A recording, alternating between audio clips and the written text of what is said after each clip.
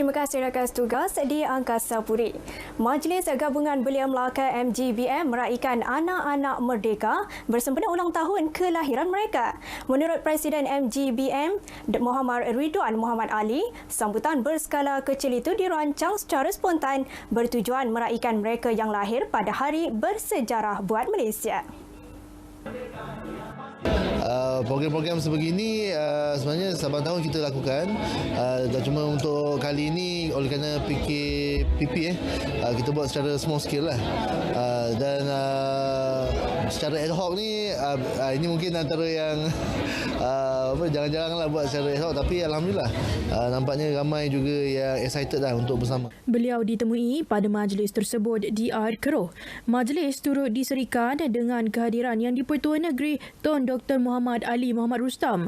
Rata-rata mereka yang diraikan menzahirkan kegembiraan. Dia boleh happy lah. Dapat sambut dengan COVID-19.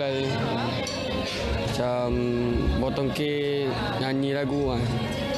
Dan selagi macam tak pernah sambut je ni lah. Saya rasa gembira dengan saya rasa seronok sebab kawan-kawan lain sama tarikh hari jadi saya sama. Sempena sambutan Bulan Kebangsaan dan Hari Malaysia, 25 karya pelukis Ismail Baba dengan tema Cerita Malaysiana dipamerkan di Muzium Sejarah dan Etnografi Bandar Hilir. Lukisan insan seni yang sinonim dengan panggilan Pak Mail itu memaparkan kisah pemandangan dan lanskap tanah air. Antara karya yang dipamerkan Cuti-Cuti Malaysia 1 bersama Tersayang dan Kampungku selain turut menamakan hasil seninya mengikut nama filem seperti Kala Malam Bulan Mengambang. Saya menggunakan akrilik, bahan-bahan akrilik yang menunjukkan bercirikan naif, ataupun naif ini lukisan ala-ala kekanak-kanakan.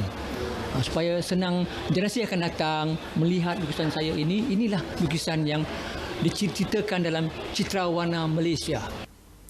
Beliau ditemui RTM selepas majlis perasmian pameran berkenaan. Sementara itu, pengunjung yang ditemui menyifatkan karya yang dipamerkan dapat meningkatkan semangat cintakan tanah air walaupun dalam bentuk lukisan. Keunikan dia menggunakan banyak imej-imej alam, imej-imej semula jadi kan, dan dikombinkan menjadi suatu karya yang menariklah pada saya. So dia berjaya mengumpulkan dari pemerhatian benda-benda di sekeliling ini dan boleh menghasilkan suatu karya yang baiklah pada saya. Saya lihat dia atau naif lah, macam budak-budak, tapi dia mempunyai erti. Warna pemberian alam sekitar, artian tentang diri dia, mungkin tentang minat dia, dia cuba lahirkan dalam bentuk imej. Dan saya rasa pameran ni bagus untuk kita terapkan ni kesenian, berbagai-bagai kesenian yang ada dekat dalam Malaysia ni, selain pada lukisan naif, lukisan realis dan lukisan-lukisan lain, arca apa semua, bidang-bidang seni patutlah dipromosikan lah. Pameran Cerita Malaysiana berlangsung sehingga 20 September depan. Bekalan elektrik 13 premis judi dalam talian yang degil dipotong. Polis Jasin mengambil tindakan tegas itu dalam satu operasi pemotongan elektrik dengan kerjasama Tenaga Nasional Berhad TNB.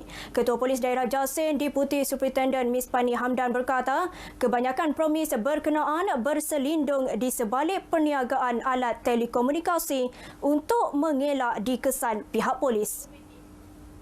Menurutnya, aktiviti haram tersebut dikesan kembali aktif selepas Perintah Kawalan Pergerakan PKP dilonggarkan. Sebelum ni kita dah bagi amaran lah. Kita buat tangkapan. Maksudnya sebuah-sebuah ni ada kali yang kedua. Maksud kali kedua masih boleh lagi kita terus ambil tindakan lah. Kita tak ada kali ketiga. Sama juga, dia punya kaedah sama juga. Semua sebenarnya dia kebanyakan kedai handphone lah. Kedai handphone, di samping kedai handphone tu dia jual aktiviti dia jual.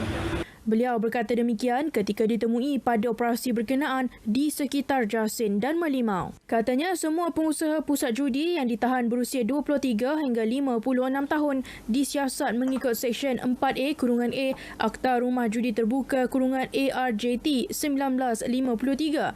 Dalam operasi sama turut ditangkap seorang lelaki penjaga kedai menjual telefon bimbit kerana mengemukakan kad pengenalan palsu.